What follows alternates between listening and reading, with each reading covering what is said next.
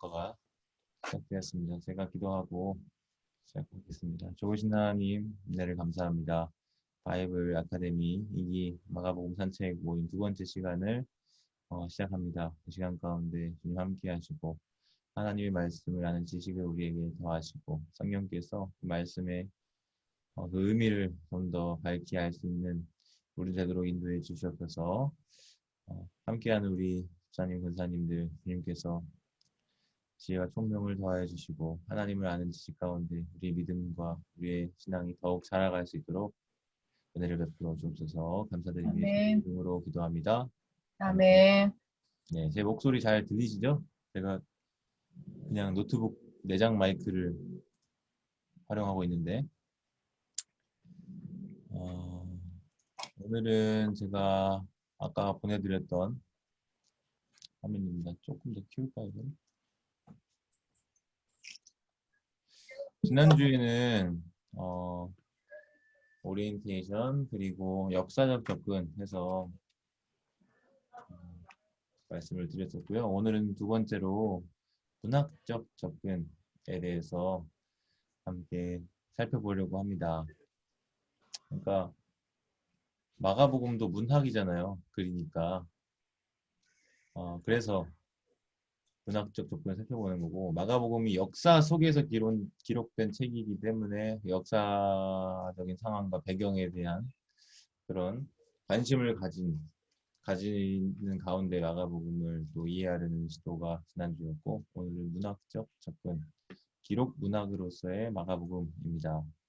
우리 맹권사님 첫 단락 한번 좀 읽어주세요. 네. 문학적 접근, 기록 문학으로서의 마가복음. 마가복음은 처음 기록되어 전해질 당시에 하나의 문학 작품으로 취급되었다. 마가복음은 그저 진공 속에서 탄생된 하나님의 말씀이 아니라 어떤 사람이 어떤 상황에서 어떤 목적을 가지고 어떤 대상에게 어떤 이야기를 전하기 위해 기록한 메시지이다. 따라서 이 메시지를 올바르게 이해하고 받아들이기 위해서 우리는 그러한 상황과 맥락과 배경에 대한 이해를 가질 필요가 있다. 이러한 이유로 우리는 지난 시간 마가복음에 대한 역사적 접근을 다루었다. 이번에는 마가복음을 보다 더 잘 이해하기 위해 두 번째 접근 방법을 다루고자 한다. 그것은 바로 마가복음에 대한 문학적 접근이다. 마가복음의 장르. 네, 감사합니다. 우리는 네, 잠깐만요. 네, 네, 그래서 이 표현을 제가 좀 좋아해요. 진공 속에서 만들어진 게 아니라 어떤 사람, 저자죠. 어떤 상황, 그 기록 당시의 상황, 지난주에 살펴본 것처럼 어떤 목적, 기록 목적이 있어요. 어떤 대상, 수신자, 청취자 있습니다. 그들에게 어떤 메시지, 어떤 이야기를 전하기 위해서, 어떤 메시지를 전하기 위해서 기록된 이야기 이렇게 할 수도 있고 뭔가 전하고자 하는 바가 있는 거죠. 우리는 그래 성경을 읽는다고 할 때 읽는 행위 그 자체의 목적을 줄 수도 있지만 사실 읽는다는 거는 그 이상의 뭔가의 목적을 가지고 있는 거예요. 그것이 왜 기록되었냐, 왜 우리에게 주어졌냐 라고 하는 그 메시지를 파악하기 위해 읽는 거잖아요. 그래서 우리가 성경 필사도 하고 성경 통독도 하고 큐티도 하고 하지만 결국 그 모든 읽는 행위는 바로 이겁니다. 어떤 사람이 어떤 상황에서 어떤 목적을 가지고 어떤 대상에 어떤 이야기를 하기 위해 기록했는지 그 메시지를 알고 싶은 거예요. 왜냐? 그것이 하나님이 그것을 통해서 하나님의 백성들에게 전하고자 하는 메시지와 관계가 있기 때문이고 그렇기 때문에 우리가 그 성경을 하나님의 말씀이라고 신앙으로 고백하며 읽는 겁니다. 거기서 다른 책들과의 구별점이 생기는 거죠. 소설을 우리가 하나님 말씀이라고 읽지 않잖아요. 어떤 전기를 어떤 위인전을 그렇게 읽지 않잖아요. 그런데 유달리 성경은 그렇게 읽는다는 거죠. 그렇게 하는 이유는 바로 그 메시지에 뭔가가 있기 때문인 겁니다. 따라서 이 메시지를 우리가 이해하려면 그 진공 속에서 탄생한 것이 아니기 때문에 1차적으로 하나님의 메시지, 하나님의 말씀에 대한 이야기를 하기 이전에 물론 그게 분리되기 어렵겠지만 마가복음을 지금 우리가 다루고 있으니까 저자 마가가 과연 이 메시지를 어떤 의미에서 어떤 이 이야기를 어떤 의미에서 전하고 있는가를 올바르게 이해하려고 올바르게 그것을 받아들이려고 우리는 그 상황, 맥락, 배경에 대한 이해를 가질 필요가 있는 거죠. 지난주에는 역사적인 그런 배경에 대한 이해에 대해 다루었다면 오늘은 이제 문학과 관계된 겁니다. 여러분 역사 비평, 문학 비평 이렇게 하면요. 역사학에서 역사를 다룰 때 사용하는 어떤 크리테리아, 비평, 기준 그것들을 가지고 연구하는 겁니다. 성경을. 그걸 역사 비평, 역사적 접근 방법, 역사적 연구라고 할 수 있어요. 그렇다고 한다면 오늘 다루는 문학적 접근이라고 이제 표현했는데 문학 비평이라고도 합니다. 그래서 이 신학이 아니라 그냥 국문학과 있죠. 국문학과. 영문학과도 있고. 그러니까 그런 문학을 다루는 전공에서 문학을 연구할 때 어떤 방법들을 활용을 하거든요. 그거를 가지고 성경을 들여다보는 거죠. 이거를 문학 비평, 뭐 문학적 접근, 문학적 연구 이렇게 얘기할 수 있을 것 같아요. 그래서 오늘은 그 내용들을 해보면 사실은 너무 방대한 부분입니다. 문학 비평이라고 하는 거는.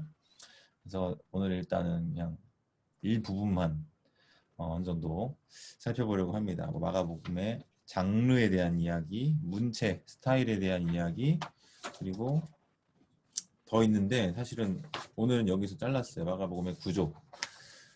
제가 다루고 싶었던 것 중에 하나는 문학 비평 안에도 뭐 다양한 것들이 있는데 특별히 내러티브 비평이라는 게 있어요. 내러티브 연구 방법. 그래서 지금 마가복음이 내러티브거든. 내러티브라는 게 이제 이야기인데 그 이야기를 다룰 때 등장인물, 배경, 뭐 플롯, 뭐 예를 들면 이런 다양한 그 부분들이 있어요. 그래서 원래 계획대로라면 오늘 문학적 접근을 끝내는 건데 이게 생각보다 살펴볼 내용들이 좀 많아서 오늘 하루에 다 하기는 좀 어려울 것 같다는 생각이 들어요. 그래서 다음 주나 이어서 문학적 접근을 한 번 더 좀 제가 방금 말씀드렸던 그런 내러티브 비평과 관계된 접근을 좀 더 살펴보려고 합니다. 오늘은 일단 장르, 문체, 그리고 구조 이 세 가지만 좀 살펴보고자 해요. 이제 마가복음 장르 이 부분을 어,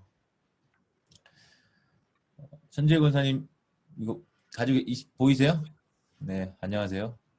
네, 안녕하세요. 여기 장르 부분을 좀 읽어주십시오. 우리는 시나, 소설, 수필 등의 문학 작품을 접할 때 그것의 장르적인 특성을 염두에 두고 그것을 이해한다. 장르는 우리가 접하는 문학 작품에 대한 읽기와 해석 방식의 차이를 가져온다. 마가복음의 장르에 대한 논의는 세 가지 정도로 논의되는데 하나는 그 자신의 장르, 곧 독특한 것이라는 견해고 다른 하나는 전기로 마가가 스스로 전기를 기록한 것으로 가정하는 견해다. 또 다른 하나는 계시적, 성경적 체계로서 저자 마가는 자신의 독자들이 성경을 읽을 때 갖는 동일한 기대감을 가지고 자신의 복음서를 읽을 것이라고 여겼다는 입장이다. 따라서 이 기록물을 읽는 우리는 이것을 독자들에게 의도했던 바에 대해 고려하며 주의 깊게 읽을 필요가 있다. 특별히 세 번째 측면과 관련하여 이 복음서는 역사에 나타난 구원 사건들에 관한 것이기 때문에 성경적 역사와 유비를 이루며 또한 그렇게 읽혀야 한다는 점을 기억할 필요가 있다. 마가의 문체. 네, 여기까지만 장르 부분만 좀 볼게요. 네, 잘 읽으셔서 감사합니다. 지난 1기 우리 사복음 산책할 때도 제가 이런 관련된 언급들을 좀 드렸던 것 같아요. 시를 읽으면요. 시는 다른 거랑 좀 달라요. 시는 굉장히 함축적이고 상징적인 그런 표현들이 되게 많이 등장하고 그렇기 때문에 시를 읽는 거랑 소설을 읽는 거는 그 읽는 접근 방식 자체가 굉장히 다릅니다. 해석 방식도 다르고 쓰이는 것도 다르고 그렇기 때문에 시는 시에 맞게 읽어야 돼요. 소설은 소설에 맞게 읽어야 되고 에세이나 산문, 전기, 위인전 이런 건 그 성격에 맞게 읽어야 되는 게 당연합니다. 근데 성경 해석을 할 때 예를 들면 요한계시록, 요한계시록을 읽는데 복음서를 읽는 거랑 똑같이 읽으면 될까요? 안 될까요? 서신서를 읽는데 복음서를 읽는 방법과 똑같이 서신서를 읽으면 될까요? 안 될까요? 장르가 다르거든요. 바울 서신은 편지 형식이에요. 그거랑 복음서 그 형식과는 다른 형식인데 다 그걸 퉁쳐서 그렇게 같이 우리는 사실 그런 구분 없지. 그냥 성경이니까 읽잖아요. 그런데 저마다의 독특한 문학 양식이라는 게 있고 장르라는 게 있는 겁니다. 그래서 예언서는 예언서에 맞게 읽어야 되고요. 시편은 시편에 맞게, 그리고 지혜 문학이라고 불리는 잠언 뭐 이런 것들, 그거는 또 그거에 맞게 읽는 방법이 따로 있는 거예요. 그래서 그런 부분들을 우리가 좀 인지를 하고 이해를 하고 읽을 필요가 있는데, 사실은 우리는 그냥 똑같이 있습니다. 그래서 예언서 같은 경우에는 정말 내러티브랑은 좀 많이 다르거든요.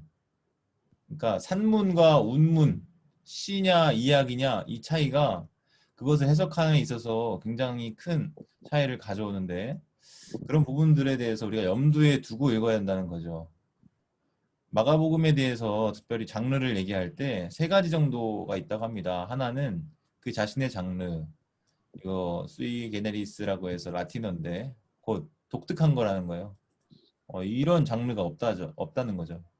그 당시에 지금 이게 마가복음이 1세기에 기록된 거니까 AD 뭐 70년을 전후로 해서 기록된 문헌이라고 했을 때, 동시대에 지금까지 전해져 오는 문헌들이 여러 개 있어요. 많지는 않은데 그런 것들이랑 비교해서 봤을 때 이거는 겹치는 게 많이 없다 이거예요. 독특하다 이거예요. 그 당시에 로마, 헬라 문학들, 이게 원래 그리스어로 쓰였었으니까 그리스 문학에서도 이거랑 비교했을 때 희극이든 비극이든 이거 좀 다르다라고 얘기되는 게 이 독특한 것이라는 첫 번째 견해가 있고, 또 하나는 전기, 영웅 이야기를 다룬, 오늘날 우리가 말하는 위인전 그런 것처럼 영웅전, 그런 예수라는 영웅에 대해서 다룬 전기로 보는 입장도 있죠. 지난 우리 사복음 산책할 때 그 부분을 좀 우리가 살펴봤었는데, 이것도 하나의 입장인 거예요. 이렇게 볼 수도 있다. 완벽히 겹치진 않지만. 그 다음에 마가가 스스로 전기를 기록한 것으로 가정하는, 마지막은 이제 계시적 성경적 책으로 장르를 규정하는 거죠. 이게 무슨 말이냐? 1세기 당시에 그 당시에도 성경이 있었습니다. 이게 무슨 말이냐? 구약 성경 있잖아요. 오늘날 우리가 구약 성경이라고 부르는 그 히브리 성경, 모세오경을 비롯해서 시편과 선지자의 글, 모세와 시편과 선지자의 글, 예수님의 입에서 나온 말이거든요. 누가복음 24장 44절인가에 보면은 모세와 시편과 선지자의 글에 기록하여 말한 것이 나에 대한 것이니라, 뭐 이런 표현들이 있고, 어쨌든 그 당시에 신약 성경은 존재하지 않았으니까, 그쵸? 예수님 당시에. 그러면 그들이 정경, 오늘날 우리가 성경이라고 말할 법한 것은 무엇이냐? 구약 성경이라는 거죠. 근데 마가가 자신의 이 책을 기록할 때 이것을 어떤 장르로 규정하고 썼는가? 바로 이거예요. 하나님이 마치 모세에게 주셔서 모세가 모세오경을 기록했듯이, 하나님이 선지자 이사야에게 어떤 말씀을 주셔서 메시지를 주셔서 기록했듯이, 마치 하나님이 자기에게 그런 말씀을 주셔서 기록하게 한 책, 그런 책으로 독자들이 이것을 읽기를 바라는 기대감을 가지고 썼을 것이라고 보는 입장이 바로 이 장르의 세 번째 규정인 거예요. 그래서 하나는 독특한 거, 하나는 전기, 하나는 계시적, 성경적 책, 마치 그 당시 구약 성경에 버금가는 권위를 가진 책으로 읽기를 기대했다. 이렇게 보는 입장도 있는 거죠. 이 세 번째 특성에 좀 우리가 초점을 맞춘다면, 따라서 이 기록물을 읽는 우리는, 이것을 기록한 저자가 독자들에게 의도했던 바, 그게 뭐예요? 이것은 하나님의 말씀이다. 이것은 하나님이 주신 말씀이고 너희들은 이것을 듣고 깨닫고 순종해야 한다. 이 부분을 의도했는데, 그거를 우리가 고려하는 부분 있게 읽을 필요가 있는 거죠. 특별히 세 번째 측면과 관련해서 이 복음서는 역사에 나타난 구원 사건들, 뭐 예를 들면 뭐가 있을까요? 이스라엘 역사에서 나타난 구원 사건 하나만 대표적인 거 들자면, 창세기 다음에 뭐예요? 출애굽기. 출애굽. 출애굽이 역사에 나타난 구원 사건들 가운데 정점이라고 할 수 있거든요. 이스라엘 백성들에게. 그래서 성경적 역사와 유비를 이루면서 또한 그렇게 읽혀야 한다는 점을 기억할 필요가 있다. 다시 말하면 구약 성경을 배경으로 두고 이 복음서가 그것과 서로 상호작용하면서 그것에 비추어서 이해되도록 그렇게 쓰여졌다는 것을 우리가 좀 염두에 두고 읽을 필요가 있다는 거죠. 제가 지난주에 굉장히 막 구약 성경 왔다 갔다 하면서 여러 가지 구절들을 말씀을 드리면서 이게 이것과 호응하고 이것은 이것을 반영하는 거고 이것의 메아리고 뭐 이런 식의 이야기들을 제가 드렸던 걸로 기억하는데 어쨌든 이 부분을 우리가 간과해서는 안 될 겁니다. 만약에 이걸 간과한다면요. 무슨 문제가 생길까요? 정작 마가복음을 기록한 이 마가가 어떤 목적을 가지고 어떤 대상에게 어떤 이야기를 전하기 위해서 기록했다 그랬는데 이거를 제대로 들을 수 없는 문제가 생기는 거예요. 예, 그래서 성경을 연구하고 또 계속해서 하나님의 말씀을 해석하기 위해서 시간을 드릴 필요가 있는 거죠. 근데 이게 모든 성도가 다 하긴 어렵죠. 그래서 하나님이 특별히 말씀 맡은 사역자들, 성경 교사들을 또 보신 것이겠죠. 그래서 할 수 있으면 이해가 되는 대로 배우는 게 되게 중요합니다. 여러분들 굉장히 잘 보셨어요. 감사해요. 사실 여러분들이 어떻게 강도사님 여기서 질문이 있는데요. 예, 질문해 주세요. 성경적 역사와 유비를 이루면 읽혀야 한다는데 여기서 말하는 유비가 예. 어떤 뜻인지 어떤 영어를 번역한 것인지 아, 알고 싶은데요. 제가 사실은 이 지나치게 표현 빠져서 그런가 모르겠네요. 네. 그러니까 지난주에 제가 1장을 조금 말씀을 드렸었는데 마가복음 1장 오늘도 좀 이어서 다루게 될 것 같긴 한데요. 출애굽의 반향이 있어요. 그러니까 이미 성경적 역사로서 출애굽 사건은 모세 시대에 일어난 사건인데 그 출애굽에 대한 기대가 이사야 선지자를 통해서 다시 한번 주어지거든요. 근데 이미 일어난 출애굽이 어떻게 언급이 되는가 했을 때 제2 출애굽이라고 해서 하나님의 구원 역사가 다시금 반복적으로 일어날 것에 대한 그런 기대를 담은 예언이 제2 출애굽 사건으로서 구약의 예언자들, 선지자들에 의해서 기대가 됐습니다. 근데 마가복음이 시작이 어떻게 되냐면 선지자 이사야의 글에하면서 2절 말씀은 말라기 선지자의 예언이에요. 제가 지난주에 언급을 했는데 선지자 이사야의 글에 해놓고 말라기 선지자의 글을 인용하면 이거 반칙 아닙니까? 이거 뭔가 틀린 거 아닙니까? 이런 제가 의문을 제기했었습니다. 그런데 우리의 시각에서는 이게 정교하지 않은 인용이기 때문에 문제 삼을 수 있으나 그 당시의 관습에 따르면 이것은 크게 문제를 삼지 않고 넘어갔을 수 있다. 왜냐? 그 다음에 이어지는 3절 말씀은 실제로 선지자 이사야의 예언을 인용하고 있는 것이기 때문에 더 많은 분량을 기록한 선지자 이사야가 뭔가 좀 더 권위 있고 좀 더 알려진 그런 메시지이기 때문에 선지자 이사야의 글에라고 하는 거 충분히 인정이 된다 이런 말씀을 잠깐 드렸었는데 광야에 외치는 자의 소리가 있어 이르되 너희는 주의 길을 준비하라 그의 오실 길을 곧게 하라 라고 하는 이사야 40장 3절 말씀이 인용이 되고 있어요. 근데 이 성경적 역사 출애굽 사건 그리고 그것을 암시하는 어떤 광야에 대한 이야기 그것이 1차적으로는 출애굽기 광야 그리고 이사야 선지자에 의해서 예언된 제2출애굽을 예언하는 그런 어떤 하나의 예언이 있고 그 다음에 그것을 지금 마가복음의 저자는 자신의 시대에 끌어와서 이 예언된 출애굽의 사건이 누구를 통해서 올 것인지에 대해서 지금 언급하고 있는 건데 그 주인공이 바로 예수인 거죠. 예수님을 통해서 이 제2 출애굽이라고 한 사건이 일어나게 될 것이다. 제2 출애굽을 예언한 이사야 선지자의 예언은 바로 우리 시대 예수 그리스도를 통해서 성취될 것이다 라고 하는 것을 보여주는 그런 부분이 있는 거예요. 1장이 굉장히 그 주제가 강합니다.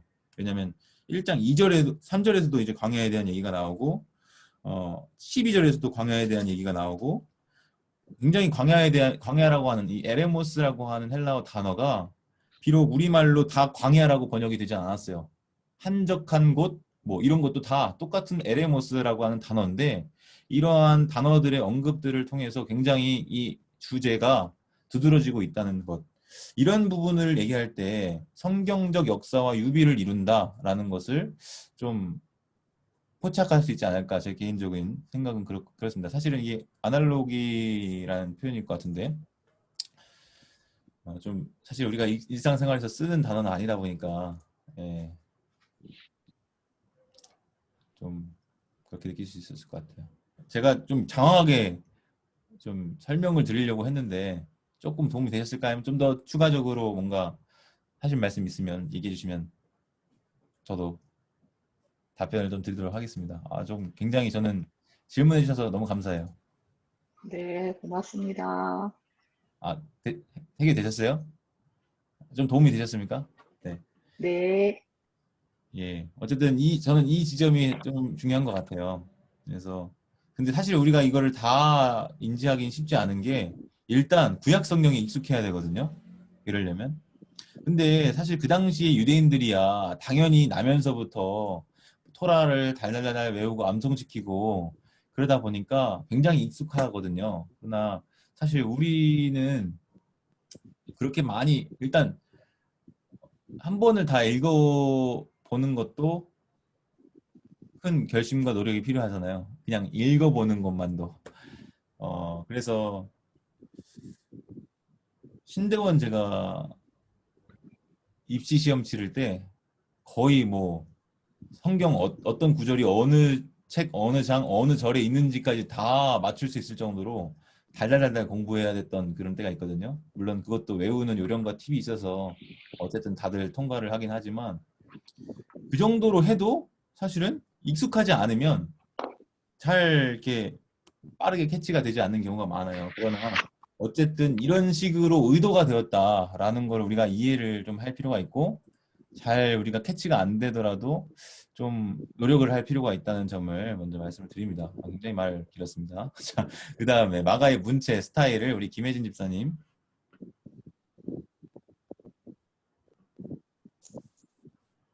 마가복음은 흔히 세머기원의 흔적을 갖고 있는 구체적인 헬라어로 쓰인 책으로 불린다.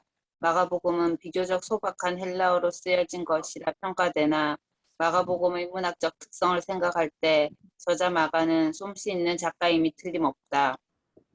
네, 1. 잠깐만요. 세머 기원의 흔적을 가지고 있다는 게 이게 무슨 말이냐면 히브리적인 특성이 많이 드러난다는 거예요.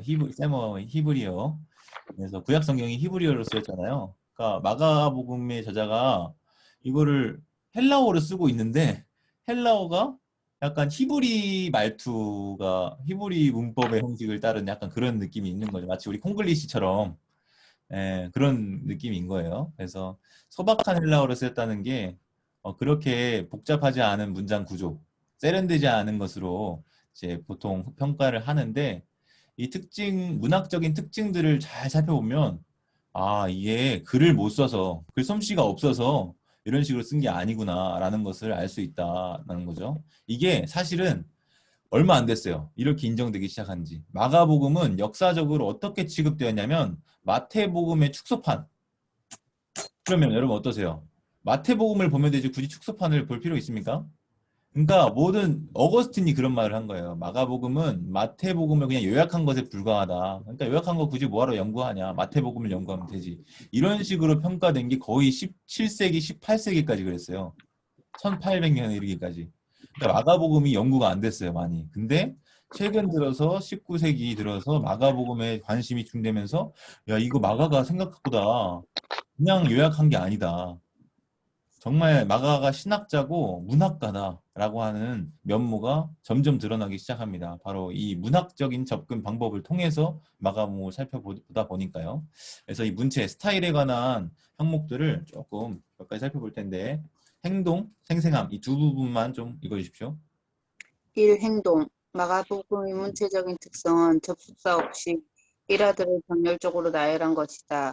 그래서 짧고 날카롭고 신속한 특징이 두드러진다. 마가복음이 전반부에는 예수와 제자들이 사건에서 사건으로 신속하게 움직인다. 예수의 사역은 극단적인 사건의 연속으로 이루어지며 그 사이에는 어떠한 단절도 없다. 그러나 예수가 예루살렘에 당도한 때부터 이 마지막 주간에 있었던 일이 날과 시간별로 기록된다. 마가는 십자가 사건을 시간별로 표시한다. 이를테면 예수를 십자가에 못 박은 시간은 제3시였고 온 땅이 어둠이 임한 것은 제6시인 정오였으며 예수가 큰 소리로 외친 것은 제9시였다.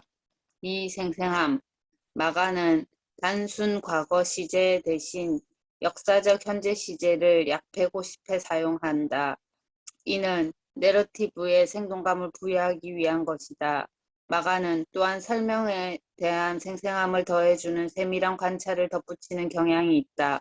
예를 들면 중풍병자를 예수에게 내려보내고 지붕을 뚫는 사람에 대한 묘사, 야고보와 요한의 별명을 우레의 아들이라고 한 것, 예수의 배의 고기에서 베개를 베고 누운 것, 무리를 떼지어 푸른 풀 위에 앉게 한 것, 기먹고 말덧없는 자에게 손가락을 넣고 침을 뱉고 혀에 손을 대어 고쳐준 것, 맹인의 눈에 침을 뱉은 것과 그 결과 그가 나무 같은 것들을 걸어가는 것을 겨우 보게 되었다는 부분적인 치유를 기록한 것, 어린아이 하나를 팔아하는 것, 베드로가 불을 쬐다는 것 등이다. 네, 감사합니다.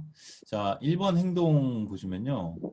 이거는 지금 서현숙 권사님 만들어 오셨죠. 지난주에 서현숙 권사님이 마가복음의 특징 얘기할 때 뭔가 빠르다 뭐 그런 말씀들을 잠깐 언급을 하셨던 게 기억이 나네요.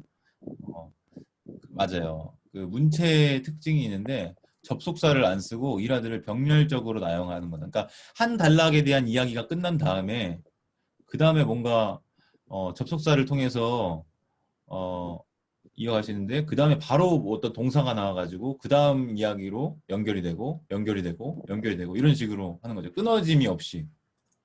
그래서 짧고 날카롭고 신속한 특성이 두드러진다라고 했어요. 그래서 전반부에서는 1장부터 8장까지 예수와 제자들 사건에서 사건으로 신속하게 움직입니다. 그래서 1장만 보더라도요. 단락이 엄청 나눠져 있어요. 45절까지. 거의 막 7사건.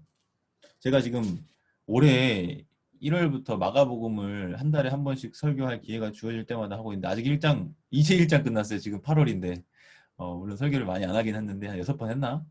7번 했나 그런데 그러니까 7번에 나눠서 1장을 한 거예요. 한 단락씩.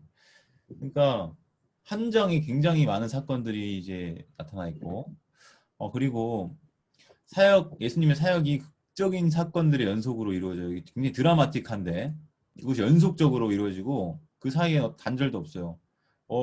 회당에서 귀신 고치는 일 있는데 그 다음에 바로 또 뭐 병 고쳐주고 그 다음에 또 뭐 어떻게 하고 이런 것들이 신기한 일들을 바로바로 이렇게 되어 있습니다. 근데 갑작스러운 변화가 생기는데 그게 바로 예수님께서 예루살렘에 당도하신 때부터예요. 마가복음 11장 정도부터 이때는 어떻게 하냐면 마지막 주간에 있었던 일들, 그러니까 예수님이 십자가 처형을 당하시는 그 한 주간에 있었던 일들이 하루하루 그리고 시간대별로 아주 상세하게 기록이 됩니다. 그래서 굉장히 빠른 속도로 가다가 예루살렘 입성부터 굉장히 천천히 흘러가요. 그래서 마가는 십자가 사건을 시간별로 표시를 한다는 거예요. 그래서 십자가에 못 박은 시간은 제3시고 온 땅에 어둠이 임한 시간은 정오, 제6시고 큰 소리를 외친 것은 제9시고 이런 식으로 시간을 굉장히 표현해 주는 걸 볼 때 그 행동의 초반에는 빠르게 갔다가 후반부에는 느리게 하는 것 그러면 결국 지금 이 마가복음 자체가 문학적으로 어떻게 구성이 되어 있는가 했을 때 어딘가를 지금 보게끔 지향하는 거죠. 처음에 이런 여러 가지 많은 것들을 소개를 했지만 결국은 이것은 무엇을 위한 포석이었느냐 나중에 비디오 탭이 늘어지듯이 천천히 가는 그 예루살렘에서 있었던 일 그것에 초점을 맞추도록 쭉 방향이 지어져 있다는 것 이것도 문학적인 구조 저자 마가가 의도한 바라고 하는 것입니다. 이건 전반적으로 복음서들의 형식이 다 비슷해요. 마태복음이든 마가, 누가, 요한이든. 그래서 예수님이 예수님이 십자가에 못 박히신 거, 그리고 부활하신 거, 이거 각 사복음서에 몇 장인지 다 모르잖아요. 근데 우리가 각 성경이 몇 장으로 이루어져 있는 건 다 알아요. 마태복음은 몇 장입니까? 28장. 마가복음은 16장. 누가복음은 24장. 이거 그렇게 중요하지 않은데 요한복음은 21장. 그러면요. 여기서 예수님이 십자가에 달리시는 장면은 각 복음서 몇 장에 나올까요? 라고 물어보면 어렵지 않아요. 뒤에서 하나, 둘이에요. 마태복음은 28장이니까 28장, 27장. 거기서 예수님 못 박히세요. 그럼 부활은 그 다음 장, 28장. 마가복음은 16장까지 있으니까 15장에서 못 박히시고 16장에서 부활하세요. 누가복음은 24장까지 있는데 23장에서 죽으시고 24장에서 부활하세요. 요한복음은 21장까지 있는데 20장에서 못 박히시고 21장에서 부활하세요. 이런 식으로 끝에서 두 번째 장이 죽으시고 그 마지막 장이 부활하시고 이런 구조로 모든 복음서들이 형식이 지어졌다는 거죠. 그러니까 이런 식으로 뭔가 복음서의 클라이막스라고 할까요? 그게 결국은 죽음과 부활에 맞춰져 있다는 것. 거기에 맞게 문학적인 구조도 그 행동이 어디는 굉장히 빠르게, 어디는 굉장히 느리게 이렇게 묘사가 되어 있다라는 것을 우리가 기억할 필요가 있다는 거고요. 두 번째는 생생함, 비비드라는 단어일 것 같은데 시제에 대한 얘기 나왔어요. 쉽게 말씀을 드리면 동화책을 제가 아이를 많이 읽어주는데 옛날 이야기 들으면서 뭐 했었어, 그랬었어, 뭐 어떻게 했어, 저렇게 했었어, 이렇게 계속 뭐 했었어, 과거형으로 말하면 물론 과거가 맞잖아, 과거 사건인데 좀 생생함이 떨어져요. 그러니까 이렇게 한다, 뭐 하고 있다 이런 식으로 과거형으로 말하기보다 현재형으로 얘기를 하는 거. 근데 이게 역사적 현재 시제라고 해서 과거에 일어난 일을 마치 지금 일어나고 있는 일처럼 말하는 어떤 문법적인 구문론적인 그런 해석이 있습니다. 그래서 이런 표현을 주로 많이 사용한다는 거예요, 마가가. 이것은 결국은 내러티브에 생동감을 부여하기 위한 것. 마치 우리가 이야기를 할 때 좀 더 생동감 있게 들려주기 위해서 말하듯이 마가가 그렇게 쓰고 있다는 거죠. 또한 설명에 대해 생생함을 덧붙여주는 세밀한 관찰을 덧붙이는 경향이 있다는 거예요. 이거는 그러니까 다른 복음서의 저자들보다 더 두드러지니까 이것을 특징으로 얘기하고 있는데 예를 들면 중풍병자 이야기가 마가복음 2장에 나와요. 그래서 4명의 사람이 그 침상을 지붕 위에 올라가서 달아내리는 그래서 예수님이 그들 믿음을 칭찬하는 이야기가 2장 4절에 있는데 거기서 지붕 뚫는 사람들에 대한 묘사가 좀 더 세밀한 관찰이 덧붙여진 그래서 그냥 예수님께 데려갔다. 그렇게 할 수도 있는데 어떻게 데려가는지에 대한 좀 더 상세한 관찰을 덧붙여주고 있다는 것.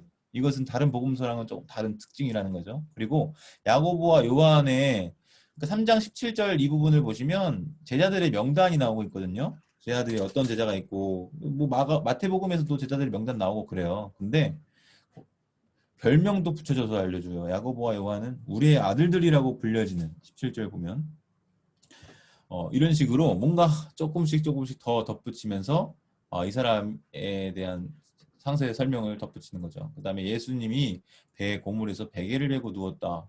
예수님 누워 계셨다고 하면 되는데 4장 38절을 보면은 고물에서 베개를 메고 주무시더니 다른 복음서는 어때요? 그냥 예수님 주무신다. 이렇게 할 거를 베개를 메고 고물에서 주무신다. 이런 표현들이 좀 더 덧붙어 있다는 거죠. 그리고 무리를 때를 지어 오병이어 사건에서 6장 39절 보시면 어디에 앉혔냐 했을 때 마가복음에만 유달리 39절을 보면은 푸른 잔디 위에 앉게 했다. 이거 똑같은 오병이어 기사는 마태, 마가, 누가, 요한 공이 나타나는 기사거든요. 이야기거든요. 근데 마가복음에만 유달리 앉혔다고 하면 되는데 푸른 잔디 위에 앉혔다고 그래요. 이 푸른 잔디 왜 썼을까? 왜 이런 표현이 붙었을까 했으면 다 의도가 있는 거예요. 뭔가 생각나는 거 없을까? 푸른 잔디. 지금 뭔가 김혜진 지사님 말씀하신 것 같은데 음소거가 돼 있어서 안 들렸어요. 푸른 초장. 오, 푸른 초장, 푸른 잔디. 그럼 뭐예요, 그게? 시편 23편이 연상되죠. 지금 네, 이게 의도했을까요, 의도 안 했을까요?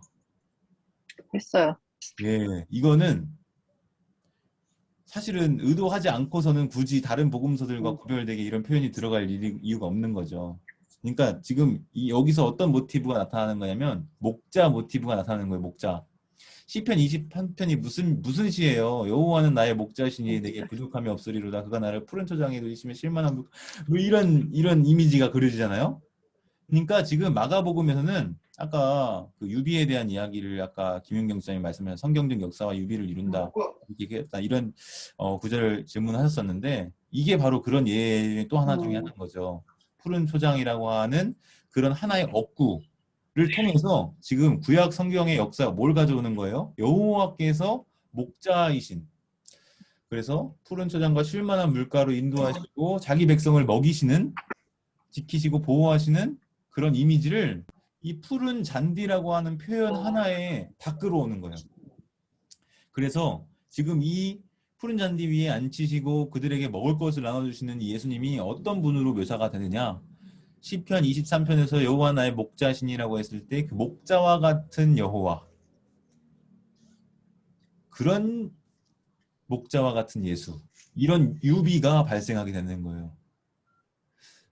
이런 식으로 각 단화가 각 에피소드가 쓰여지고 의도되었고 이런 식으로 읽혀지도록 설계가 되었다고 한다면 어떠세요, 여러분? 이 한 구절 한 구절 읽을 때마다 이게 막 오지 않습니까? 저 오랜만에 지금 저기 좀 감동이 뭔가 오는데 그게 제가 생각할 때 성경을 읽고 이해하고 해석할 때 굉장히 얻을 수 있는 어떤 기쁨, 짜릿함 그런 게 아닐까 싶어요. 그래서 지금 이 문체적 특징 얘기하다가 생생함에 대한 이야기하다가 조금 새길로 새긴 했지만 굉장히 중요한 지점입니다. 그래서 김혜진 집사님도 떠오르시잖아요. 푸른 잔디 하니까 시편 23편이 좀 연상되는 것 같은데 이런 식으로 뭔가 의도가 된 게 있다는 거죠. 우리 한국인들도 떠오르는데 유대인들 이 구약 성경에 빠삭했던 그 사람들은 더더구나 이런 부분들이 더 잘 와닿지 않았을까 싶어요. 그 다음에 귀 먹고 말 더듬는 자의 귀에 손가락을 넣고 침 뱉고 혀에 이게 여러분 어떤 느낌이세요? 그냥 고쳤다고 하면 되지. 고쳤다는 거잖아요 지금. 네. 그 귀에 손가락 넣고 침을 뱉고 혀에 손을 대고 좀 이거 굳이 투머치 TMI 아닙니까?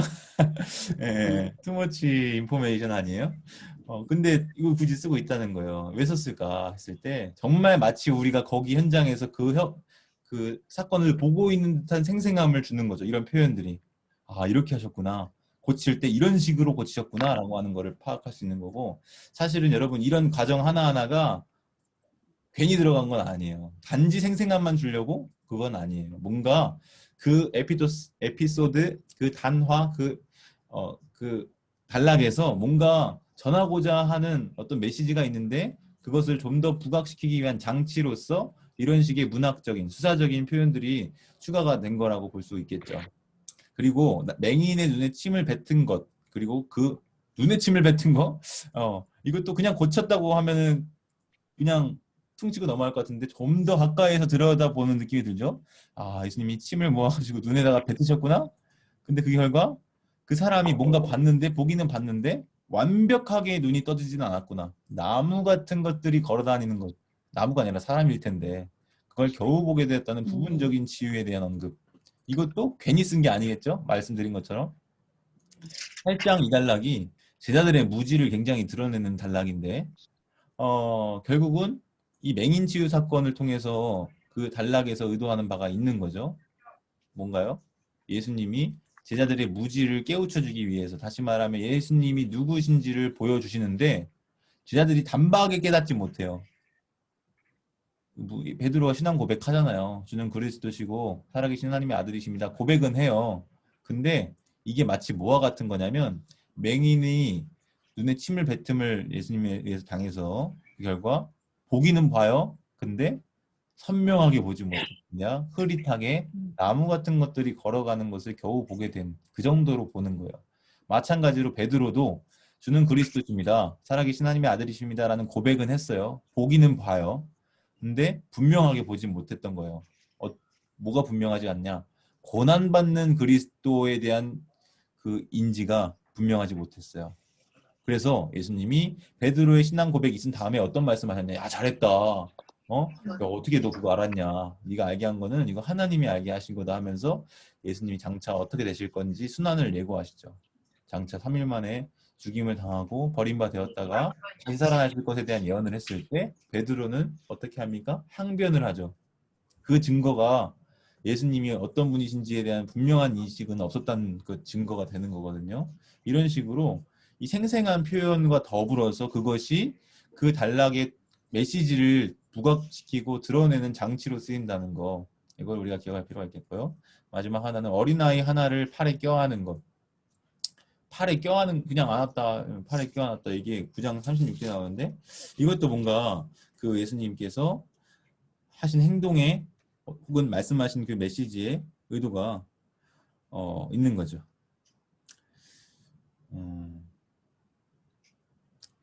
그리고 베드로가 불을 쬐었다는 거. 그냥 베드로가 앉아있다면 불을 쬐었다. 불. 이 불도 어떤 매개가 되는 거예요. 여러분 드라마 보시다 보면 드라마에서 갑자기 막 뭘 클로즈업 했다가 뭐 이렇게 비춰주고 막 이런 것들도 다 의도가 있는 것 같죠? 영화든지 간에. 감독들이 뭔가 의도한 게 있어서 어떤 뭐 상징적인 물건들을 막 클로즈업하고 뭐 비추고 배치하고 소품들을, 이게 다 의도가 있는 건데 마찬가지예요. 마가도 감독이에요. 거의 뭐 감독. 영화 봉준호 감독이 디테일 봉태일 막 그렇게 불리잖아요. 마가복음도 그런 것처럼 어떤 디테일하게 소품들을 활용하고 어떤 장치들 상징들을 굉장히 활용하는데, 여기 베드로가 예수님을 부인하는 그런 대목에서도 이 불이라고 하는 상징적인 장치가 의도가 된 게 있는 거예요. 어쨌든 여기서 지금 얘기하고자 하는 문학적인 생생함, 이런 표현들이 마가에서 두드러진다. 병행본문인 마태복음이나 누가복음과 비교할 때 그런 부분들을 우리가 생각해 볼 수 있겠습니다. 그 다음에 이어서 3번과 4번 전지적 시점과 틀짜기에 대해서 우리 서현수 권사님 들어오셨네요. 네, 읽어주시겠어요? 3번, 4번. 네, 전지적 시점. 복음서 기자는 전지적 시점에서 글을 쓴다. 그는 마치 자신이 광야, 바다, 개인, 가옥, 헤롯 궁전, 회당이나 성전, 산, 배, 갈릴리, 두로와 시돈 지역, 가이사랴 빌립보, 데가볼리, 베다니와 예루살렘에 있는 것처럼 이야기를 들려준다. 그는 다양한 등장인물의 생각, 느낌, 감정, 의도를 알고 있다.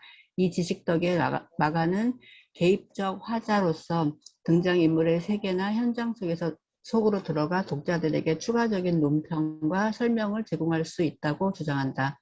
삽입된 설명을 보여주는 명확한 예를 사람을 더럽게 하는 것과 관련하여 7장 19절에 이러므로 모든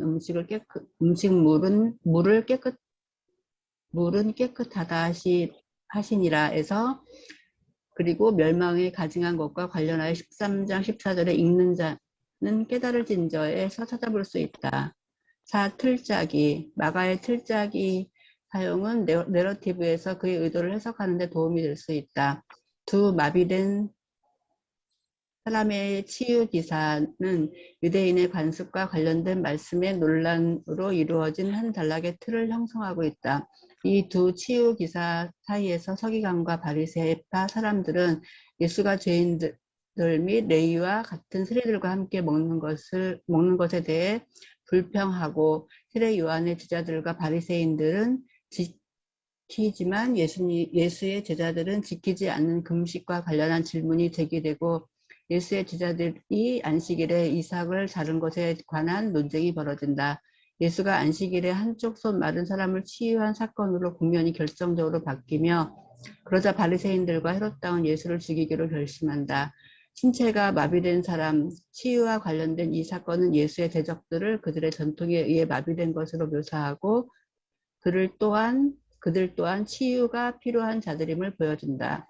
8장 22절에서 26절과 10장 46절에서 52절에 나오는 두 맹인의 치유 기사는 자신의 죽음과 부활에 대한 예수의 세 차례에 걸친 선언, 그리고 그의 말씀에 대한 제자들의 이해를 둘러싸고 있는 특의 역할을 한다. 비슷하게 순환과 부활 이야기는 예수의 장례에 대한 언급들이 그 틀을 이루고 있다. 익명의 한 여인이 옥합을 깨뜨려 순전한 나드로 만든 값비싼 향유를 예수의 머리에 붓는다. 예수는 그 여자의 행동이 장례식을 준비한 것으로 해석한다. 내가 진실로 너희에게 이르노니 온 천하에 어디서든지 복음이 전파되는 곳에는 이 여자의 행한 일도 말하여 그를 기억하리라. 후에 여인들이 예수의 몸에 기름을 바르기 위하여 향품을 사다 주었지만 그들이 무덤에 도착했을 때 그들은 전 세계에 전파될 좋은 소식을 듣는 것으로 마무리된다. 너희가 십자가에 못 박힌 나사렛 예수를 찾는구나. 그가 살아나셨다. 감사합니다. 좀 길었는데 잘 읽으셨습니다. 3번부터 보면 전지적 시점. 요즘에 예능 중에 전지적 참견 시점인가? 뭐 그런 예능도 있더라고요. 그러니까 전지라는 게 모든 걸 안다는 거잖아요. 그래서 복음서 기자가 지금 어떤 사건에 대해 묘사하는데 이미 모든 정보에 대해서 다 알고 있는 거죠. 근데 뭐까지 아냐? 예수님의 속마음까지 다 알고 있어요. 속에 무슨 생각을 하는지를 생각 속에 들어간 것처럼 그걸 막 보여주고 있거든요. 그래서 바리새인들이나 이런 사람들이 막 속으로 마음에 이르기를 하는 것 대사까지 나와요. 그런 것까지 다 알고 있는 작가인 거죠. 그런 걸 우리가 볼 수 있고, 그는 마치 광야에, 바다에, 개인 가옥에, 헤롯 궁전에, 회당이나 성전, 산, 배, 갈릴리, 두로, 시돈 지역, 가이사랴, 빌립보, 데가볼리, 베달리, 예루살렘에 있는 것처럼 모든 곳에 다 가본 것처럼 거기에 다 있는 것처럼 이야기를 들려주는 거예요. 거의 뭐 성령님인데 그는 다양한 등장인물의 생각도 알고 그가 느끼고 있는 거, 배고픈 거, 감정, 눈물, 슬픈 거, 의도, 죽이려고 하는 거 이렇게 다 알고 있어요. 놀랍죠? 이 지식 덕분에 마가는 개입적 화자, 조금 이게 이 영어적인 표현을 활용한 거라서 그 이야기를 접해 듣는 그 사람들에게 뭔가 추가적인 정보를 더 들려주는 나레이터로서 등장인물의 세계나 현장 속에 들어가 독자들에게 추가적인 논평과 설명을 제공할 수 있다는 거죠. 그래서 여러분 다큐멘터리 같은 거 보면은 그냥 그 보여지는 화면만 볼 뿐만 아니라 소리로 나레이터가 그 상황에 대해서 뭐 정보를 주잖아요. 다큐멘터리 많이 보였으니까 아실 거라고 생각합니다. 그래서 그런 식으로 독자들에게 계속해서 뭔가 이 사람이 어떤 사람인지를 막 더 정보를 주려고 그러고, 그래서 삽입된 설명을 보여주는 예가 하나 있는데, 사람을 더럽게 하는 것, 마가복음 7장에 그 논쟁이 나오거든요. 그 손 씻는 그 장로들의 전통을 이제 예수님과 예수님의 제자들이 지키지 않고 막 먹는 걸 보고 막 뭐라고 막 따지는데, 거기서 19절에 보면 이는 이러면서 예수님이 하신 말씀에 덧붙여서 이러므로 모든 음식목을 깨끗하다 하시니라 하면서 뭔가 부연적으로 그 사람의 더럽게 하는 것에 대한 설명을 마가가 간섭해서 보여주는 걸 있고요. 또 여기 13장 14절 이 표현이 되게 유명한데 13장 14절을 보시면 읽는 자는 깨달을진저 라는 이 표현이 있어요. 그거 누가 한 말이에요? 13장 14절? 예. 지금 사실 성경책에 빨간색으로 색칠되는데 이거 잘못됐어요. 빨간색 아닙니다. 이거 예수님 말씀하신 거 아니에요. 예. 이거는 이 마가를 기록한 그 저자가 여기에다가 삽입해 놓은 거예요. 그래서 지금 제가 지난주에 역사적 접근 이야기하면서 그 기록될 당시의 상황에 대한 언급을 좀 했었거든요. 그것을 살펴보는데 가장 중요한 키가 되는 본문이 마가복음 13장이라고 그랬습니다. 성전과 관계된, 성전이 멸망당할 것에 대한 관계된 예언들이 나타나기 때문에. 근데 여기서 읽는 자는 깨달을진저 할 때 지금 복음서 저자들이 당면한 상황을 지금 염두에 두고 쓰여질 거 아니에요. 멸망의 가증한 것이 서지 못할 곳에 선 것. 그래서 이게 다니엘서에 예언되어 있는 그 말씀을 어느 정도 반향하는 유비되는 그런 부분인데 유대에 있는 자들은 산으로 도망하라. 다시 말하면 뭔가 유대 전쟁 시기에 AD 70년, AD 66년부터 72년까지 벌어진 그 유대 전쟁 시기에 성전, 서지 못할 곳이라고 했을 때 그 성전에 멸망에 가증한 것, 뭔가 부정한 어떤 것들이 이렇게 될 때, 점령당했을 때 유대에 있는 자들은 다 도망치라. 다가올 핍박과 환란에 대해서 경고하는 어떤 메시지가 있는 거죠. 그걸 보면 너희들은 그것이 징조인 줄 알고 예언의 성취인 줄 알고 바로 도망쳐라 라고 하는 어떤 정보를 지금 마가복음이 주고 있는 것으로 역사적인 상황과 기록 상황을 좀 이제 특정을 할 수가 있다는 겁니다. 어쨌든 이런 식으로 전지적인 시점에서 복음서 기자가 이런 방백이라고 하죠. 말을 자꾸 끼워 넣는 겁니다. 그래서 이런 특징들이 마가복음에 있구나 라는 거. 이게 이제 문학적인 특징 중에 하나고 네 번째는 이건 좀 중요한 어떤 면에서 마가복음에만 두드러지는 어떤 뭐 다른 책에도 있긴 한데 수미상관이라는 표현을 많이 들어보셨잖아요. 수미상관, 인클루지오. 제가 지난 기수에서도 말씀을 여러 번 드렸던 기억이 납니다. 이건 아주 두드러지는 문학 기법인데 이 마가의 틀짜기 사용은 내러티브에서 그의 의도를 해석하는 데 도움이 될 수 있는데요. 이거를 뭐 샌드위치 기법이라고도 부를 수 있을 것 같아요. 2장 1절부터 3장 1절에서 6절 이 치유 기사가 맨 앞과 맨 뒤에 공통된 주제가 드러나는 거 아세요? 2장 초반부에 누가 등장합니까? 그냥 그 단락 제목 자체가 중풍병자를 고치시다 이렇게 단락 제목이 붙어 있잖아요. 중풍병이 들은 사람이 어떤 사람이에요? 마비된 사람이거든요. 그러니까 침상을 내 사람이 들어가지고 해주죠. 마비가 되지 않았으면 본인이 걸어가서 할 텐데. 근데 여기도 이제 그 중풍병자가 마비된 사람이라고 한다면 그 다음에 3장 1절부터 6절까지도 어떤 사람이 나오냐? 손 마른 사람이에요. 손 마른 사람. 이것도 뭔가 마비가 된 사람인 거예요. 그러니까 동일하게 마비가 된 사람이 2장 초반부와 3장 이렇게 있어서 2장 1절부터 3장 6절까지는 중풍병자, 손 마른 사람으로 틀이 짜여져 있는 거예요. 프레임이. 그리고 그 안에 뭔가 내용물이 있어요. 유대인의 관습과 관련된 말씀의 논쟁이 있는데 그 논쟁들이 다 보면은 결국은 유대인의 관습에 대해 예수님이 그 관습을 어겼다라고 지적하는 그 유대인과의 논쟁의 단락이거든요. 그 틀을 지금 중풍병자와 손마른 자, 다시 말하면 두 마비된 사람의 이야기를 통해서 둘러싸여 있다는 거예요. 이것이 내러티브에서 그 마가의 의도를 해석하는 데 도움이 될 수 있다는 건데 결국은 이 틀 안에서 나타나는 논쟁 그리고 예수님의 대화 상대자였던 유대인들이 결국 어떤 사람인 것을 부각시키냐면 이 사람들은 마비된 사람이다. 중풍병자나 손 마른 사람이 마비된 사람이 아니라 진짜 마비된 사람, 마음이 마비된 사람, 그 사람들이 바로 유대인들, 지금 예수님의 논쟁 대화 상대자들이다 라고 하는 이런 마가의 메시지가 더 부각이 될 수 있다는 거죠. 이해되십니까? 이것도 그냥 말로만 하면 잘 와닿지 않을 수 있는데 예수님이 그들가 속으로 생각하는 서기관들이나 바리새인들이나 그런 유대인들, 예수님의 논쟁 상대자들에 대해서 뭐라고 말씀하시냐면 그들이 마음의 완악함을 탄식하세요. 3장 5절의 말씀에 보면 그들의 마음이 완악함을 탄식하다 라고 할 때 이 완악함이라고 하는 표현이 돌처럼 딱딱하다, 굳어지다 라고 하는 표현이에요. 다시 말하면 그들의 마음이 지금 어떻게 되어 있는 거예요? 돌 같은 마음이라는 거예요. 이 표현도요. 혹시 여러분들 구약 성경에서 이런 비슷한 맥락의 어떤 언급들을 들어보신 적 있으실지 모르겠어요. 생각나는 게 있으십니까 혹시? 출애굽할 때 바로의 마음을 완악하게 했다. 그래 좋아요. 그게 이제 그렇게 연상이 되는 이유는 뭐냐면 완악하다라는 표현 있잖아요.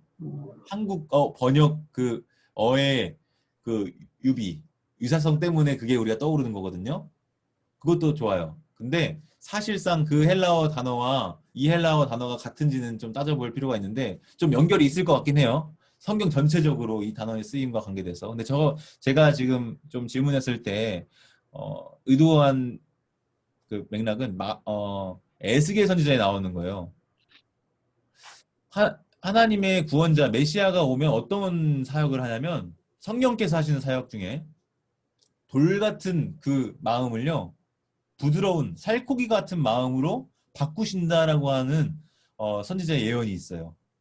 돌같이 굳은 딱딱한 그 마음을 부드러운 살코기와 같은 마음으로 변화시키는 게 성령의 사역이고 구원의 어떤 과정 가운데 일어나는 일이거든요. 그래서 성도는, 제자는, 구원받은 하나님의 백성은 마음이 어떻게 돼요? 완악하고 딱딱한 게 아니라 부드러운 살코기와 같은 마음으로 변화된 자야말로 하나님의 구원받은 백성인, 이런 프레임이 있는 건데, 지금 그런 측면에서 볼 때 일단 중풍병자, 마비된 사람이 예수님에 의해서 고침을 받았죠. 안식일에 손 마른 자, 그 손 마른 자도 원래 평생 굳은 채로 살았는데 예수님 만나고 부드러워졌죠. 고침을 받았죠. 근데 정작 이 유대인들은 마음이, 손은 멀쩡할지언정 사지는 멀쩡한지언정 마음이 돌같이 굳어 있어요. 그러니까 누가 마비된 자인가? 라고 물었을 때 중풍병자나 손 마른 자와 같은 자들이 마비된 자가 아니라 오히려 이 바리새인과 서기관들 같은 유대인들, 이들이 마비된 자다라고 하는 어떤 마가의 메시지가 이 프레임 안에 들어있는 거죠. 좀 길게 설명을 드렸는데 예, 이런 식으로 계속 이어지는 거예요. 여기가 지금 다 그런 설명인 거예요. 그래서 치유기사에서 서기관과 바리새파 사람들이 예수가 죄인들 레위와 같은 세리들과 같이 함께 먹는 것에 대해서 어떻게 그렇게 같이 먹을 수 있느냐. 그리고 세례요한과 바리새인들은 금식하는데 예수님의 제자들은 왜 금식하지 않느냐. 안식일에 왜 일하냐. 이런 유대인의 관습과 관련된 질문들을 막 던지면서 비판할 때 예수님은 야, 완악하다. 마음이 딱딱하구나. 이런 부분들을 말씀하신 거죠. 그래서 안식일에 손 마른 사람을 치유한 사건으로 국면이 바뀌자 어떻게 됐냐. 바리새인과 헤롯 당은 예수님을 죽이기로 결심해요. 결심을 전지적인 시점으로 이미 알고 있는 거죠. 예. 그게 마음이 완악함의 증거로 나타나는 거예요. 5절에서 예수님이 그들의 마음의 완악함을 탄식하며 분노하시거든요.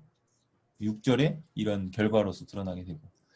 그래서 신체가 마비된 사람 치유와 관련된 이 사건이 결국은 예수의 대적들을 그들의 전통에 의해서 마비된 것으로 묘사하고 그들도 치유가 필요한 사람이라는 것을 이 내러티브 이야기 속에서 이 틀, 맨 앞과 맨 뒤 중풍병자와 손 마른 자의 이야기를 통해서 보여주고 있는 거죠. 이게 문학적인 기법, 프레이밍이라는 겁니다. 그 다음에 또 다른 프레임이 하나 더 있어요. 8장 22절에서 26절 그리고 10장 46에서 52절 굉장히 길죠. 8장, 9장, 10장 이렇게 해서 굉장한 긴 텀을 가지고 두고 두 맹인의 치유 기사가 나타나요. 8장에도 한번 나오고 10장에도 한번 나오고. 그래서 사실은 이거를 저는 몰랐을 때 왜 맹인 이야기가 비슷해 보이는데 두 번이나 들어갔을까 이런 생각을 좀 해본 적이 있어요. 여러분들 어떠셨는지 모르겠지만. 그래서 잘 이해를 못했는데 이 프레이밍이라는 틀짓기라는 거를 생각해 보니까 결국은 이게 앞과 뒤를 감싸고 있는 틀 그리고 그 안의 이야기들이 하나의 어떤 단위로 묶이게 된다는 것을 또 알게 됐어요. 어떻게 되냐? 예수님이 자신이 죽을 것, 부활할 것에 대해서 세 차례에 걸쳐서 말씀을 하시거든요. 베드로가 주는 그리스도십니다. 이런 신앙인 고백이 있은 다음에 한번 바로 말씀하시고 1차. 그 다음에 또 어떤 어린아이 얘기할 때 2차. 그 다음에 3차. 이게 다 8장 22절부터 10장 52절 사이에 세 번이 다 들어가요. 그러니까 이 두 맹인의 치유 기사와 예수님의 죽음과 부활에 대한 선언이 뭔가 모종의 밀접한 관계가 있는 그런 에피소드라는 걸 우리가 염두에 둘 필요가 있는데 결국은 뭐냐? 그의 말씀에 대한 제자들의 뭘 이해. 이것이 두 맹인이 뭡니까? 보지 못하는 거 아닙니까? 그 말씀이라고 했을 때 예수님이 누구신지에 대한 예수님이 장차 고난받을 메시아라고 하는 것에 대한 이해를 제자들이 하지 못하는 거죠. 메시아인 건 알아요. 그런데 승리자 메시아인 것만 알지 고난받는 메시아에 대한 이해는 전혀 갖지 못한다는 거죠. 이것이 두 맹인의 치유 기사를 통해서 보여주고 있는 것. 또한 비슷하게 순환과 부활 이야기는 특별히 예수의 장래에 대한 언급들을 통해서 앞과 뒤가 쌓여져 있거든요. 14장에 보면 이름이 알려지지 않은 한 여인, 요한복음에서는 뭐 마리아 이렇게 나오는데 마가복음에서는 그 이름이 특정되지 않아요. 어쨌든 익명의 한 여인이 옥합을 깨트려서 그 순전한 나드로 만든 값비싼 향유를 예수님의 머리에 붓습니다. 예수님은 이 행동에 대해서 예수님의 장례를 미리 준비한 것으로 해석하시면서 칭찬하세요. 그러나 같이 있었던 제자, 특별히 유다는 뭐라 그럽니까? 아, 그거 팔아서 300데나리온 정도 될 텐데 1년 연봉이에요. 그거 가난한 자들한테 주면 얼마나 좋아 하면서 그 여인의 행동에 대해서 비난을 했어요. 예수님은 그것을 저버리시고 그 여인의 행동을 칭찬하셨습니다. 그러면서 이렇게 말씀하세요. 내가 진실로 너희에게 이르노니 온 천하에 어디서든지 복음이 전파되는 곳에는 이 여자가 행한 일도 말하여 그를 기억하리라 이렇게 말씀하셨는데 이후에 예수님이 무덤 장사 지낸 바 되고 여인들이 이제 시신을 이제 처리하기 위해서 왔을 때 예수님의 몸에 기름을 바르려고 했거든요. 발랐을까요? 못 발랐을까요? 말랐어요. 예, 향품을 사다 뒀어요. 그런데 이미 예수님은 무덤에서 일어나고 없었어요. 그리고 오히려 향품을 바르러 갔던 그 여인들에게 뭐가 들려지냐면 좋은 소식을 듣는 걸로 마무리돼요. 너희가 예수를 찾는구나. 그가 살아나셨다라고 하는 이 소식을 듣게 돼요. 그러니까 이 장례를 준비한 것 그리고 장례를 준비하기 위해서 온 여인들 이런 장래에 대한 언급들이 순환과 부활 이야기를 감싸고 있는 틀로서 기능하고 있고 이것들이 마가복음의 어떤 특정한 의도와 메시지를 전달하는 데에 도움을 주는 그런 장치, 기능으로 활용되고 있다고 하는 것입니다. 굉장히 장황하게 말씀을 드렸긴 한데 그래도 가치가 있는 그런 내용이라고 생각이 됩니다. 그 다음에 5번 그리고 6번이 있는데요. 최성숙 집사님 혹시 지금 계십니까? 네, 읽을 수 있으시면 네. 5번만 읽으십시오. 5번만. 네, 다 읽으면 좀 많을 수 있으니까. 5. 가로로 묶기 또는 삽입하기. 하나의 전승을 다른 전승의 두 반쪽이 가로로 묶듯이 감싸고 있어서 바깥쪽 이야기와 안쪽 이야기가 생긴다. 3장 20에서 35절에서 에스의 가족은 에스가 미쳤다고 생각하고 그를 잡으러 간다. 그런데 이 이야기는 예루살렘에 와서 에스가 바알세불의 힘으로 악마를 쫓아냈다고 주장하는 서기관의 이야기에 의해 중단된다. 그 이후 에스의 어머니와 형제들이 에스를 만나러 온다. 5장 21에서 43절에서 에스는 회당장의 간청을 듣고 중병이 든 그의 딸에게 손을 얹기 위해 간다. 이 이야기는 에스의 옷에 손을 대어 병이 낫게 된 혈루증을 앓는 여자 이야기로 중단된다. 그런 다음 에스는 회당장의 집에 도착하여 그 사이에 죽은 소녀를 다시 살린다. 6장 7에서 32절에서 에스는 제자들을 보내 회개를 전파한다. 그런 다음 마가는 세례 요한의 참수에 대해 전한다.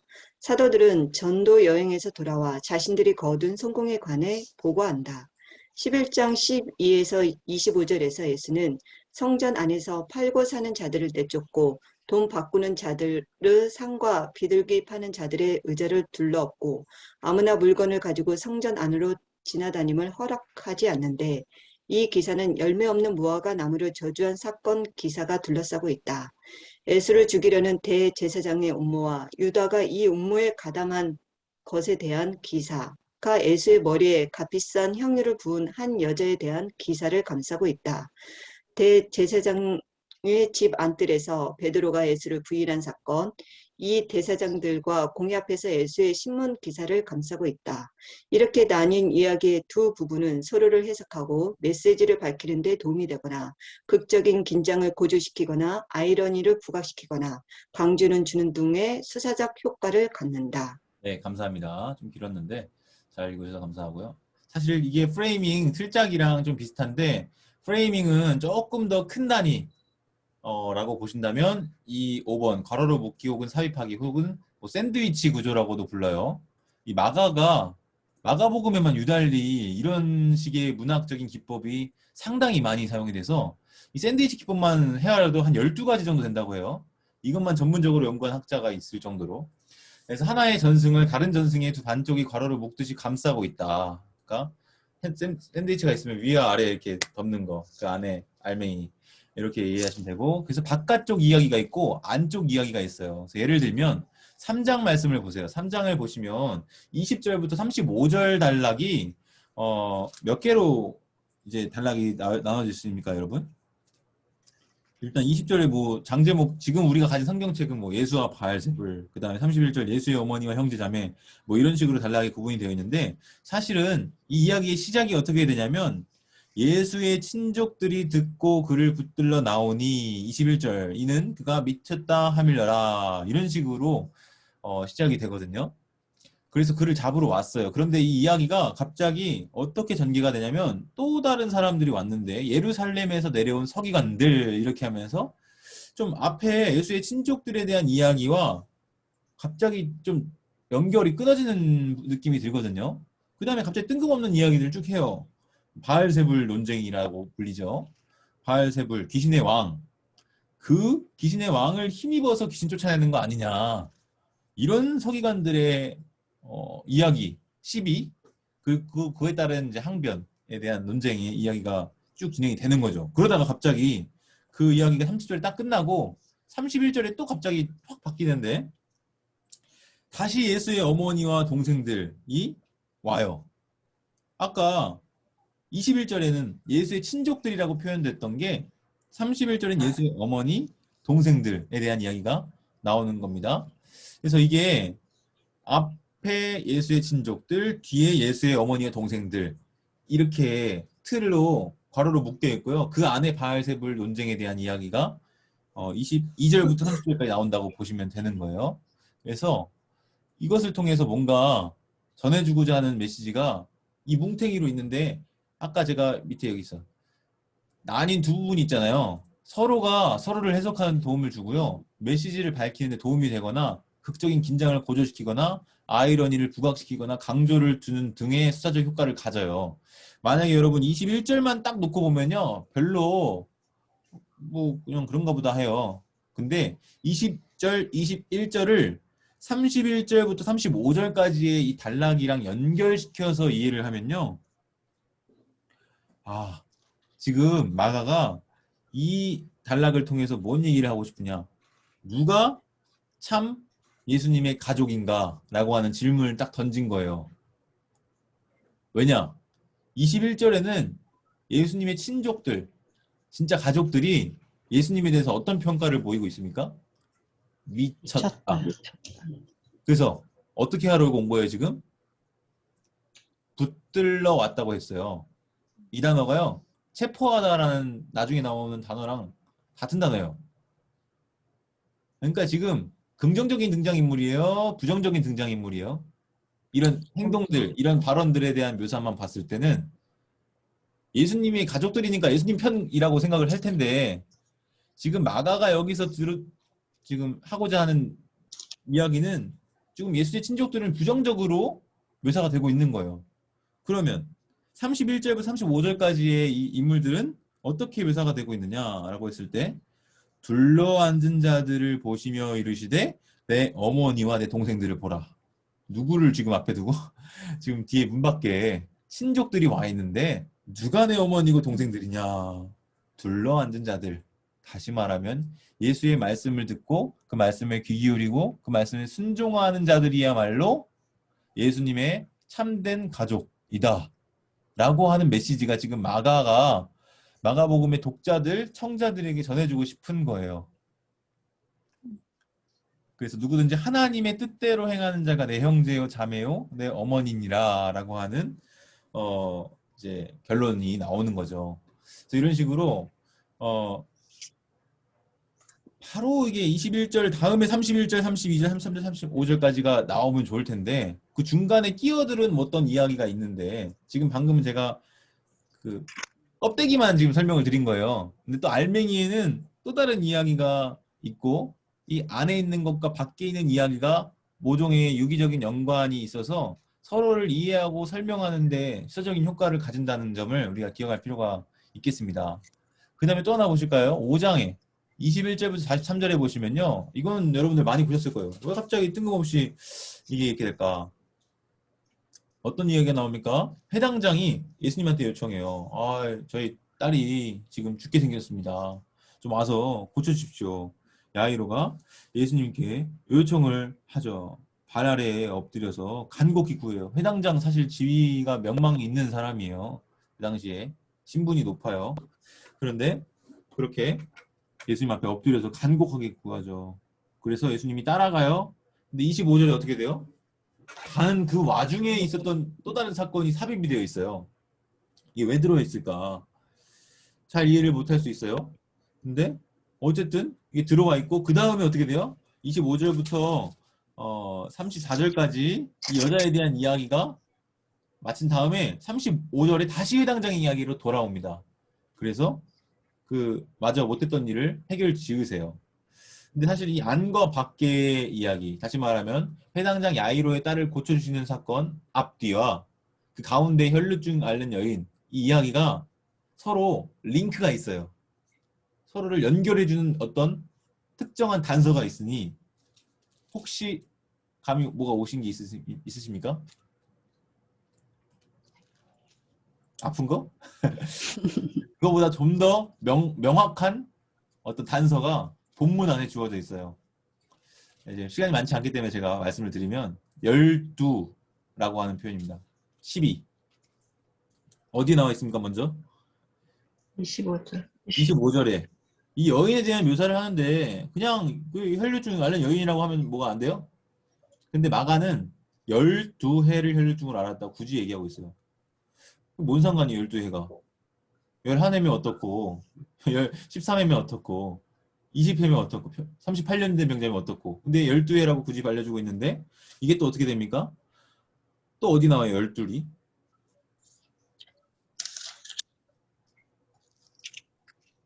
다시 12살.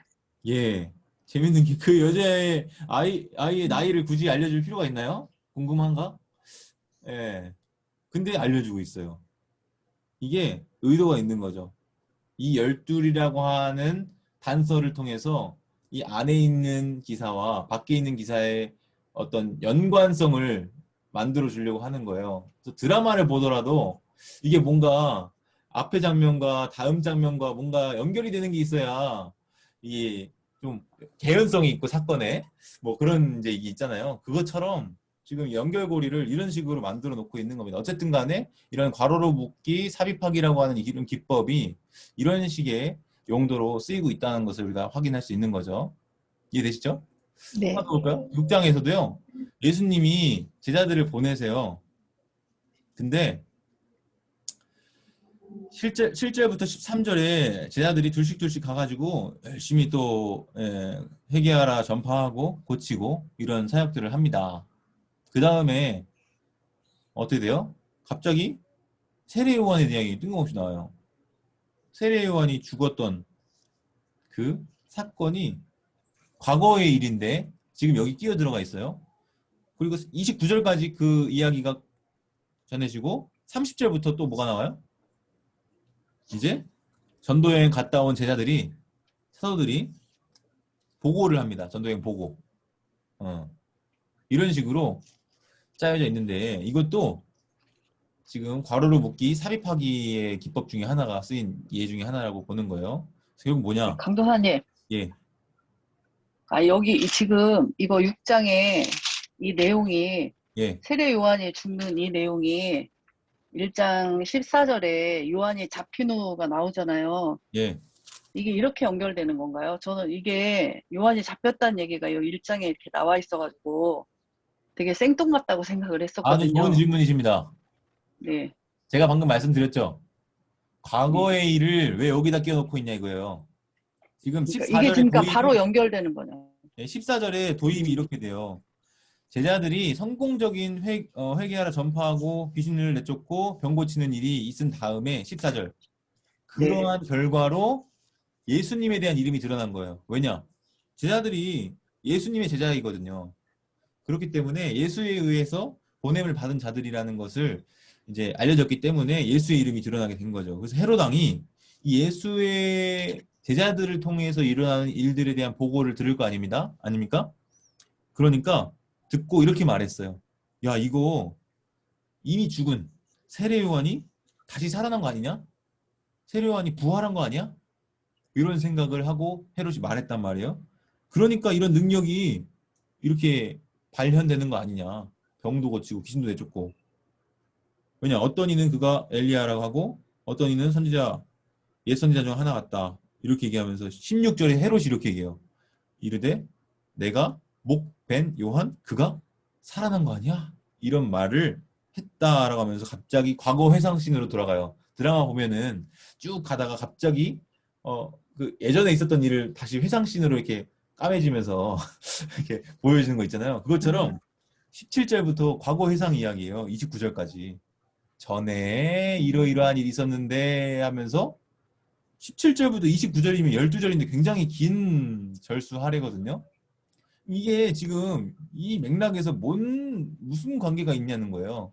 이거를 우리가 읽으면서 우리 맹건사님이 이상하다 생각했다라고 말하신 것처럼 뭔가 좀 의문을 가져야 돼요.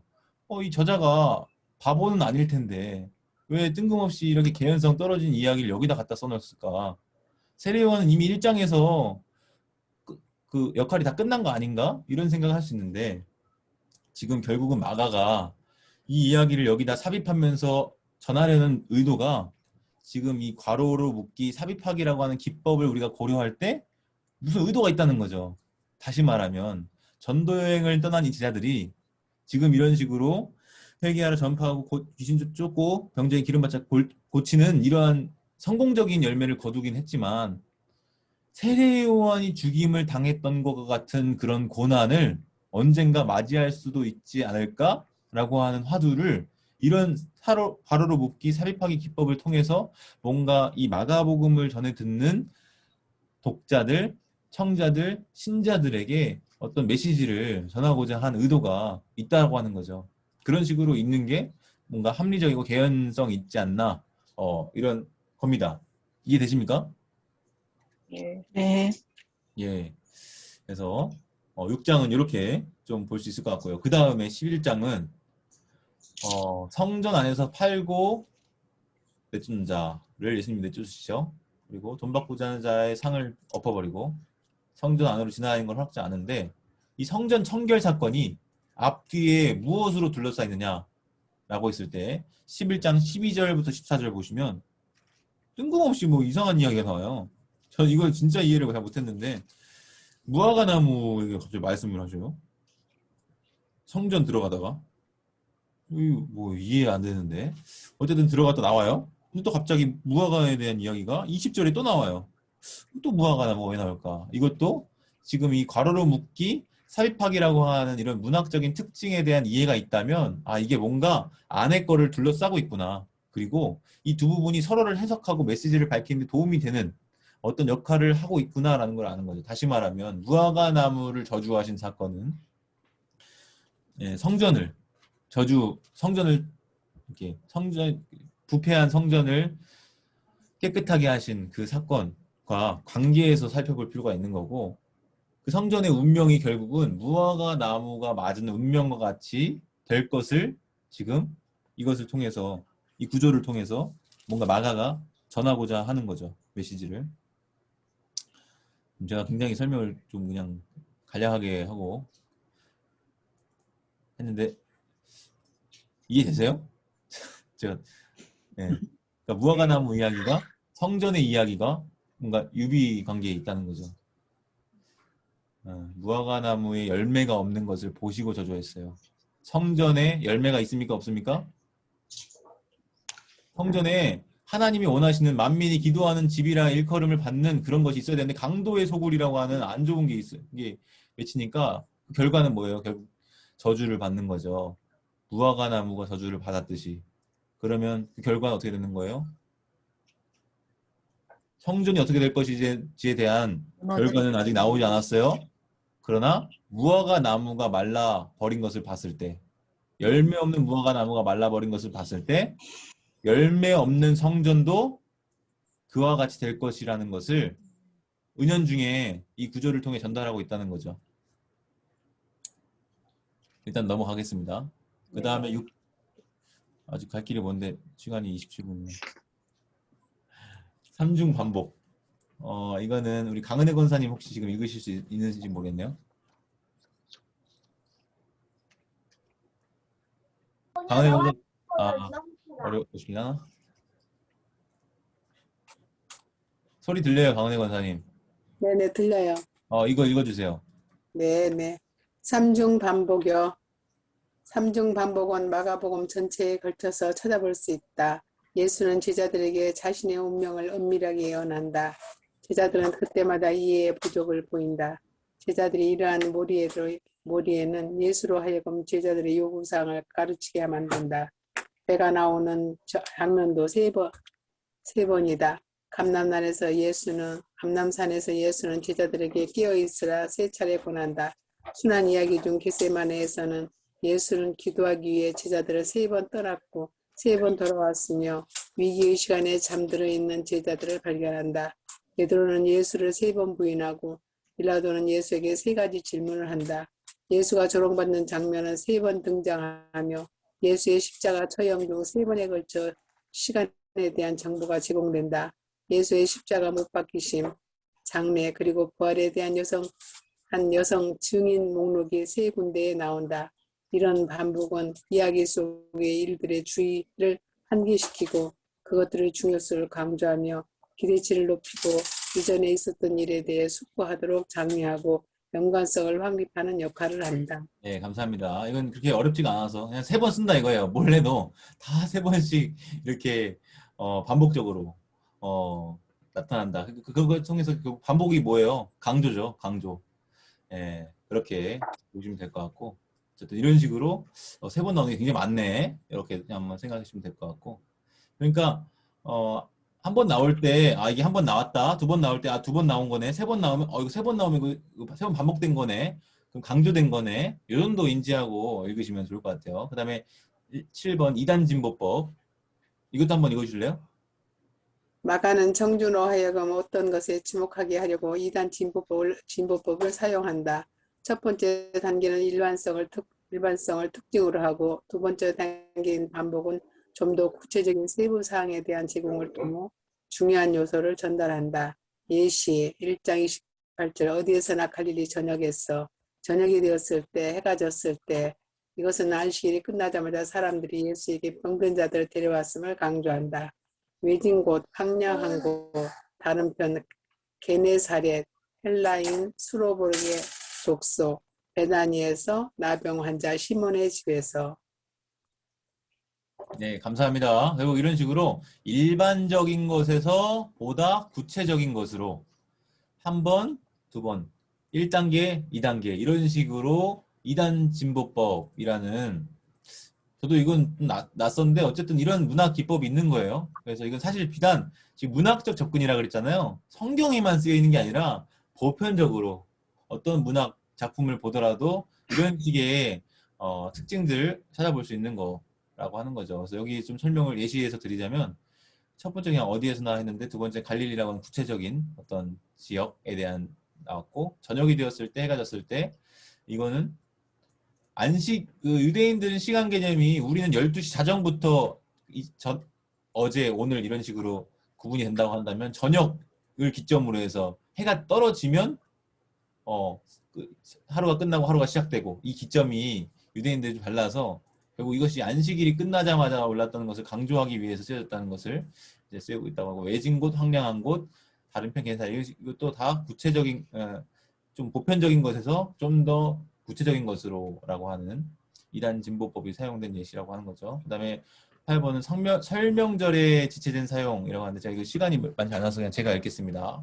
마가가 이게 사실은 한국이랑 좀 다른 게, 미국은 중요한 말을 문 뒤에 쓰잖아요, 맨 앞에. 마찬가지예요. 마가도 뭔가 결론적인 말을 앞에다가 해놓고 그 다음에 그것을 설명하는 거를 이는 이런 식으로 이렇게 설명이 되거든요. 내러티브에서 중요하거나 눈에 띄는 점을 먼저 언급한 다음에 이 세부 사항들이 논리적으로 요점에 선행해야 하는지 상관없이 나중에 가르라고 하는 그 이유 접속사 왜냐하면이라고 번역되는 그것을 써서 설명을 이제 뒤에 붙인다는 거예요. 그래서 3장 20절, 21절 같은 경우에 보시면 마가가 예수가 한 집에 들어가니 한 무리가 다시 모였고 그래서 예수와 제자들은 먹을 수조차 없었다라고 이제 그런 상황들을 쓸 때 이런 식으로 쓰는 거죠. 그래서 그의 가족들이 이것에 대해서 그것을 잡으러 왔는데 그들이 미쳤다라고 말했기 때문이다. 이 가족을 잡으러 온 게 결국은 그가 미쳤다라고 생각했기 때문에 잡으러 왔다는 것을 이제 뒤에 설명절을 통해서 보여주고 있습니다. 그 다음에 11장 13절 아까 그 무화과나무 얘기를 할 때도 이는 무화과나무의 때가 아니었다라고 하는 그런 억구 표현이 있는데 이게 뒤에 붙어요. 그래서 이 지체된 설명절은 그가 잎사귀만을 발견했다라는 구절을 수식하려는 게 아니라 오히려 멀리서 잎사귀 있는 한 무화과나무를 보고 그는 열매가 있는지 알아보러 갔다. 좀 중간에 뭐 다른 이야기가 많이 나왔다가 맨 뒤에 왜냐하면 무화과나무의 때가 아니었기 때문이다를 설명한다고 해서 이 설명절이 바로 앞에 있는 것을 수식하는 경우가 아니라 이건 조금 더 앞에서 말했던 것을 완전 뒤에서 지체되게 설명하는 그런 걸 지금 얘기하는 거예요. 사실 이게 무화과나무 이야기가 거의 좀 난해 구절로 이해를 했어요. 이 구절이 난해 구절이다. 근데 이 설명절에 지체된 사용이라고 하는 문학적인 특징을 이제 생각해서 보니까 이 무화과나무의 때가 아니었다라는 게 잎사귀만을 발견했다는 것을 수식하는 게 아니라 열매가 있는지 알아보려고 갔다라고 하는 것을 수식하는 거구나라고 하면서 이제 이 난제가 좀 풀린 거죠. 그 다음에 16장 4절에서도 무덤에 갔던 여자들이 돌이 뒤로 굴려진 것을 봤는데 왜냐하면 그것은 너무 컸기 때문이다. 그러니까 이것만 딱 놓고 보면은 뭔가 돌이 굴려진 것을 본 이유가 컸기 때문이다 라고 오해를 할 수 있는데 여기서 마가가 말하려고 하는 게 돌이 너무 커서 굴려졌다는 것이 아니라 지체된 설명들은 누가 무덤 입구에서 돌을 굴려줄 것인가 라고 하는 질문을 했는데 이 질문을 한 이유가 왜냐하면 그게 너무 컸기 때문이다 라고 하는 것을 너무 바로 뒤에서 설명을 해준 게 아니라 뒤에서 가서 그 얘기를 하니까 좀 이상한 거 아닌가 이런 생각을 할 수 있는데 이게 문학적인 특징 중에 하나구나 하는 것을 이해할 수 있다는 거죠. 아유 지금 제가 시간 넘어가지고 빨리 끝내려고 하다 보니까 죄송해요. 네, 지금 35분인데 이것까지만 하고 끝낼게요. 네, 오늘 여기서 마가복음의 구조입니다. 세 단락으로 구분을 해요. 뭐 다르게 구분하는 경우도 있는데 사실 그리고 저는 서두를 15절로 자르기 때문에 지금 제가 이 책 참고한 사람과는 조금 입장이 다르긴 한데 이 사람의 또 설명 장점이 또 있어서 일단 그대로 설명을 드려보면 1장부터 8장까지 그래서 갈릴리와 그 주변 지역에서 예수의 사역 8장부터 10장 52절 제가 아까 그 프레이밍 얘기할 때 그 두 명인 이야기 있잖아요. 두 명인 이야기 시작, 두 명인 이야기 끝 이게 중간의 핵심이에요. 문학적인 구조로 볼 때 A, B, C라고 한다면 이 부분이 굉장한 어떤 비중을 차지하는 단락인 거죠. 제자들이 예수를 알아는 보는데 마치 나무 같은 것들이 보이니다라고 말했던 그 첫 번째 맹인처럼 완벽하게 보지 못하는 그런 무지를 지금 마가복음이 뭔가 전해주고 있는 메시지 중에 중요한 점이구나라는 것을 이 구조를 이렇게 놓고 볼 때도 두드러지고요. 11장부터 16장까지는 예루살렘에서 있었던 일, 예선 입성부터 해서 십자가와 부활까지. 우리가 졸리면 치과에 가서 첫 번째 큰 단락은 세 개의 소단락으로 이루어져 있는데 그래서 1장 그 33장 6절까지 그 안식일에 손 마른 자를 고쳐주신 그래서 마음이 완악하다 그리고 그것을 듣고 바리새인과 서기관들이 예수님을 죽일 생각을 갖게 됐다. 그 부분까지가 첫 번째 소단락이고 두 번 3장 7절부터 6장 6절까지 제자 파송 직전 단락까지 그 다음에 세 번째는 제자 파송부터 8장 21절 그 맹인 그 이야기 나오기 직전까지 이런 식으로 단락을 또 세 개를 나누고 각각의 소단락은 왜 이렇게 나눴냐라고 했을 때 요약문으로 시작되고 그 다음에 제자들의 부름 그리고 그들을 파송하는 내용이 이어지고 그리고 각각에 예수에 대한 반대 또는 불신앙에 대한 기사로 끝나는 이런 공통점이 각 단락에서 보이기 때문에 이렇게 묶었다. 이런 식의 설명이거든요. 그리고 두 번째 큰 단락 같은 경우에도 예루살렘 여행에 대해 나오는데 특별히 예수님이 자신의 죽음과 부활에 대해서 그리고 제자들의 성격에 대해서 3번에 걸쳐서 얘기해 주는 게 이 두 번째 큰 단락 안에 두드러지게 담겨지고 그리고 이것이 맨 앞과 맨 뒤에 두 맹인 이야기라고 하는 그 맹인 고쳐주시는 그 이야기가 틀처럼 이렇게 감싸고 있는 거 이런 식으로 해서 이 단락이 이렇게 아마도 마가에 의해서 의도가 되었을 거라고 합리적으로 추측을 하는 거죠. 개연성을 따져서.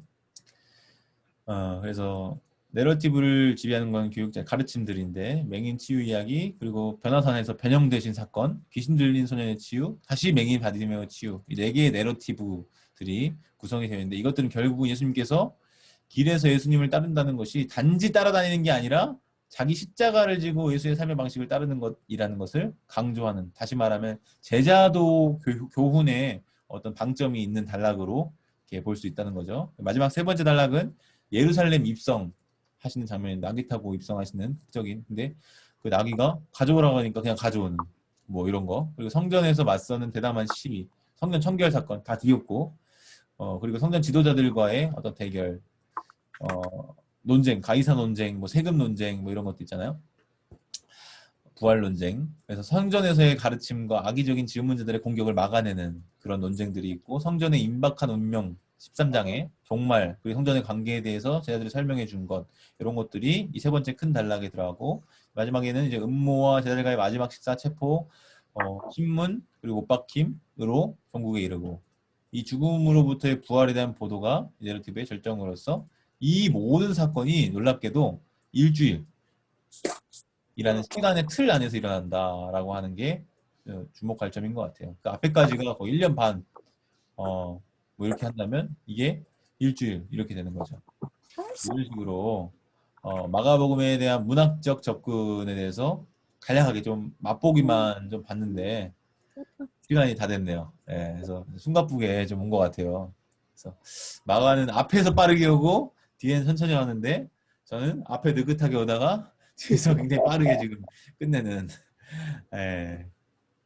그랬습니다. 그래서 어떻게 도움이 되셨을까 모르겠습니다. 혹시 지금 들으신 내용까지 해서 질문 있으시면 말씀해 주시고 답변하고 좀 마칠까 합니다.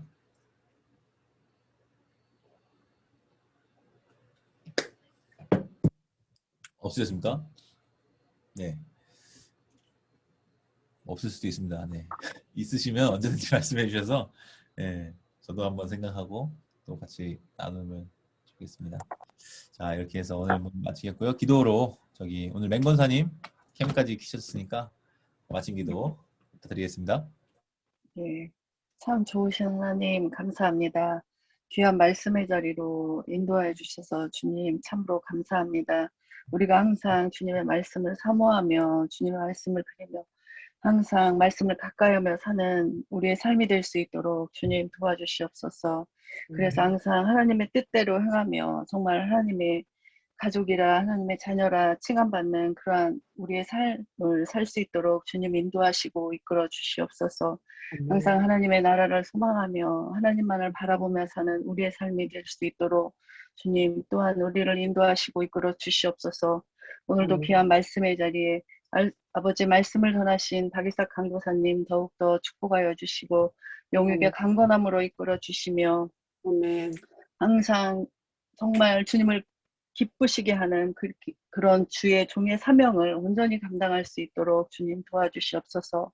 오늘도 또 이 시간 함께한 모든 성도님들 더욱더 축복하여 주시고 주님의 말씀을 사모하는 자리에 항상 함께할 수 있도록 주님 도와주시옵소서.